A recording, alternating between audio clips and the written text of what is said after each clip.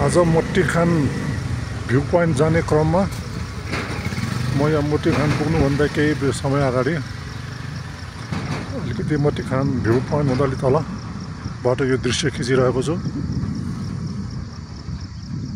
यहाँ तल देख्न सक्नुहुन्छ पोखराको चाहिँ दृश्य। अलिकति राम्रोसँग चाहिँ घाम नलागेको भएर त्यति राम्रोसँग देख्न सकिँदैन। यतापट्टि देख्न सक्नुहुन्छ फुम्तीको चाहिँ शिवको मूर्ति भएको ठाउँ। अलिकति तलपट्टि स्तूपा, जापानिज स्तूपा,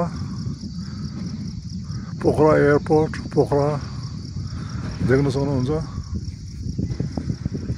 यतापट्टि छ मट्टीखान भ्यू पोइन्ट।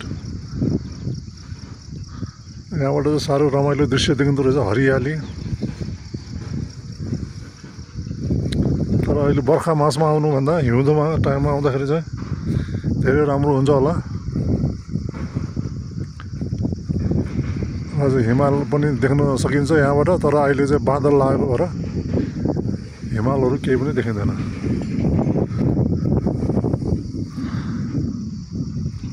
बिचमा अलिकति कच्ची बाटो रहेछ, त्यो भएर स्कुटर मोटरसाइकलमा आउनेलाई अलिकति घानाङुनुङ छ।